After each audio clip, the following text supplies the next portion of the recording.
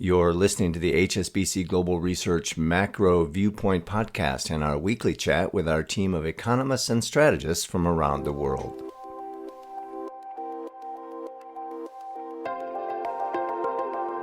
Hello, everybody, and welcome to the HSBC Global Research Macro Viewpoint podcast. I'm Jack Reed, your host this week, along with Mary Watkins, the editor of the Global Research app. Remember, the disclosures and disclaimers for this podcast, which was recorded today, the 29th of April, must be read on the link attached to your media player. Mary, welcome. Hi, Jack.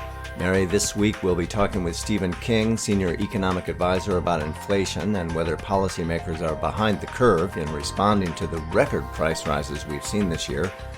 Trade economist Shanella Rajanayagam joins us to discuss the impact of the COVID lockdown in Shanghai on global supply chains. And in a moment, we'll hear from our head of FX research, Paul Macro, about the rapid decline of the Chinese currency in April. What a week for the global research team. Yeah, so just before we get started, Jack, I was looking at the list of the most read HSBC research reports this week, and Stephen King's Inflation View, the Emerging Markets FX Roadmap from Paul's team, and the focus on China's supply chain issues were at the top of the list of the most read reports from global research. Now, Paul Macro has been tracking the rapid decline of the renminbi in April. Earlier, he told us the challenge for investors over the next month or so will be to find survivors among EM currencies hit by the market dynamics now playing out. It's very much survival of the fittest for emerging market currencies. There have been a lot of pressures that have been coming through over the last couple of months. But importantly, we can just step back and look at the broader dollar in itself. It has been appreciating pretty quickly lately. What's behind that? Well, our framework has been resting on two key factors for quite some time. First of all is the downward risk or profile for global growth that's been developing. The second thing is well known. We're thinking increasingly about the Fed and what it could be doing next. As I said, that's been driving the dollar stronger for quite a long time. The new information relates to the renminbi. It has weakened pretty quickly lately as there's been more market concerns about China's growth outlook. And in turn, that's been feeding through with the currency going down. That has a collateral impact for many other currencies, particularly in Asia. And it also amplifies broader dollar strength. So we think that at least over the next month or so, it's about trying to find the survivors when they're trying to navigate all these big uncertainties at the moment. As I said, strong dollar, the Fed, slower global growth, and question marks about the outlook for the renminbi and China. Paul Macro there, our global head of FX research. Stephen King is our senior economic advisor here at HSBC, and he joins us now. Stephen has just published a report entitled When Inflation Surges, Money Illusion and Central Bank Delusion. Stephen, thank you very much for joining us. Oh, it's an absolute pleasure. So you argue that central bank policymakers are increasingly at risk of falling behind the curve in dealing with the inflation threat. How did they get into this position? Well, I think the honest truth is that they were very happy for a number of months to persuade themselves that the reasons for rising inflation were entirely temporary and nothing to do with monetary policy at all. So if you recall, during the course of 2021, there's lots of talk about semiconductor prices going up and secondhand car prices going up. And there was a sort of general view that these were temporary annoyances rather than anything more than that. What we now know, of course, it's not just semiconductor and second-hand car prices going up. It's a range of prices of both goods and services that have been rising pretty rapidly. We also now know that it's not just prices going up, it's wages that are going up. And perhaps most worrying from a central banker perspective is that we're also now seeing perhaps the first signs of inflation expectations beginning to nudge higher. So for all these reasons, I think this idea that inflation was transitory, to use the sort of terrifying word that people were using last year, that I think was an error. And in hindsight, I think that what perhaps central bankers didn't recognize was that the extraordinary loosening of monetary conditions in 2020 and 21 during the pandemic simply gave rise to a huge amount of, if you like, stored up liquidity during lockdowns, which is now being unleashed at a time when the global supply chains are not working as well as they once were. So you have this combination of very loose monetary conditions alongside constrains supply, and that, frankly, is not great from the point of view of price stability. You also focus in the report on the importance of factoring both nominal rates and real rates into this equation. What is it that central bankers are in danger of not recognizing here? Well, if you look at the typical central bank argument at the moment for why inflation will come back to heal effectively, one aspect of the argument is, believe us, we're central banks, we're credible, therefore we'll definitely hit the right inflation target in a year or 2 years' time, which is a sort of act of faith more than anything else. But the other argument they're using is that because prices are rising faster than wages, then real wages will decline, and as real wages decline, demand will weaken, and as demand weakens, inflation will come back down again. So it's a kind of strange argument that says that high inflation today will cause low inflation tomorrow. The problem with this is that interest rates do have to adjust to changing inflation realities. And if they don't, you're going to end up with the wrong kind of monetary policy. So to give a very simple example, let's imagine in the first case that you have inflation at 2% and wage growth at 0, then you've got a real wage cut of 2%. Imagine the second case where you've got inflation at 10% and nominal wage growth at 8%, you've still got the same real wage cut of 2%. But if interest rates are still at 1%, then actually it is incredibly cheap for someone getting a nominal wage increase of 8% to borrow heavily, because if interest rates are only at 1 and your wages are rising at 8, then effectively your real interest rate you're being faced with is incredibly negative.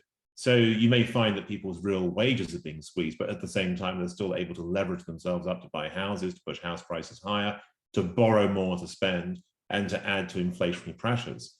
So this sort of failure to understand the distinction, or to recognize the distinction between real and nominal variables, is a really important part of what I think is going wrong at the moment. It paints a picture of inflation continuing to defy gravity and leading to an unanchoring of those inflation expectations you touched on. The biggest long-term risk is absolutely that inflationary expectations could destabilize.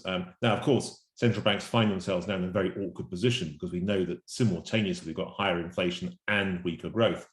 And in those circumstances, it's sometimes difficult to get policy right. But we do know, I think, something from the 1970s, which is that if you worry too much about growth and don't think enough about inflation, you're likely to find that inflation just accelerates, or at least remains higher than people expect. And once it's out there, it becomes socially very, very divisive. So under those circumstances, life just becomes a lot more complicated for central banks and policymakers more generally. So this brings us to your conclusion. Central bankers need to do a rethink on policy. But what do they really need to do now that they aren't doing? Well, I think at the moment there's a lot of talk about peak rates or terminal rates, and where rates will eventually end up. But most of the peak and terminal rate forecasts that I've seen would suggest that monetary policy would still not be particularly bracing. And it still would suggest that central banks are absolutely dependent on the idea that inflation sort of self-corrects over the next year or two. And that leaves me with the thought that there are 3 risks out there relative to the consensus. The first risk is that short rates will have to rise a lot further than anyone's currently forecasting if inflation is going to come back to heel. The second risk is that if rates don't rise fast enough, then inflation will indeed be de-anchored to a certain degree, and it'll be more difficult to get it back down later on in time. And the third risk, frankly, is that if monetary policy does have to be tightened quite a lot further than people are currently anticipating, and there are growth consequences coming from it, it may mean that riskier assets like equities themselves are more vulnerable than they have been in quite some time. And bear in mind that equities made huge gains partly because monetary conditions were incredibly loose, and there was no hint whatsoever of monetary policy being tightened. And I'm afraid to say the game has now changed. Stephen, thank you very much for that perspective. It's a pleasure. Stephen touched on the continuing problems with global supply chains, and that includes those tied to China. The lockdown of China's largest city to blunt an outbreak of COVID-19 is now in its 4th week, and our trade economist, Shanella Rajanayagam, has been looking at the impact this is having. Shanella joins us now. Welcome. Thank you. So Shanella, the lockdowns in Shanghai have added to supply chain disruptions. Can you tell us what's going on at the moment? Well, that's right. The lockdowns have added to another wave of supply chain disruptions just when supply chains were already extremely stretched. And these lockdowns in particular have impacted businesses in nearly every sector.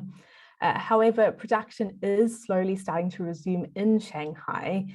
So, for example, earlier this month, over 600 companies were permitted to actually restart operations by operating under what we call a closed loop system. So that means that workers essentially live on site at the factories to contain the spread of the virus. Now, most of these companies that were eligible to restart are mainly in the autos and the tech sectors. However, as at the end of last week, just 70% of eligible companies had actually restarted operations. So most of these companies still face a lot of component and labor shortages, and a lot of the disruption is actually to do with landside logistics. So especially the operations at ports and the testing requirements of truckers. So to give you just one stat about the sense of the impact, it is now estimated to take over 12 days for imported containers into Shanghai to be picked up and delivered to their destination. And that's up from around 4.6 days in March. And how is the lockdown impacting operations elsewhere? So as with all disruptions that we've seen through the pandemic, these will certainly ripple through the supply chains and impact other markets. For example, already the delays at Shanghai port have added to the congestion and has led some freight to actually be diverted to other ports in China, such as Ningbo and Zhoushan, which is now grappling with its own port congestion. And then elsewhere, parts shortages due to these lockdowns have also impacted autos production in Japan. Honda recently said that it will have to idle some of its production in May because of these shortages. And of course, the risk in coming weeks is that there will be some pent-up shipments from China as Shanghai slowly restarts production. But this could exacerbate the congestion at US West Coast ports. So the ports of LA and Long Beach, they did have a little bit of reprieve from the congestion, but they may face added disruption in May, particularly as the labor union contract negotiations are also due to begin, and that could certainly lead to some operational disruption. And could these restrictions impact business operations in China longer term? So given the breadth of these restrictions and that nearly all businesses have been impacted in some way or form, ongoing restrictions could certainly hurt businesses operating in mainland China. We did take a look at some of the business survey data, and according to US businesses operating in the economy, they have said that persistent restrictions could reduce their profitability or their revenue. It could lead to a reduction in investment, and it may also result in a loss of expat staff.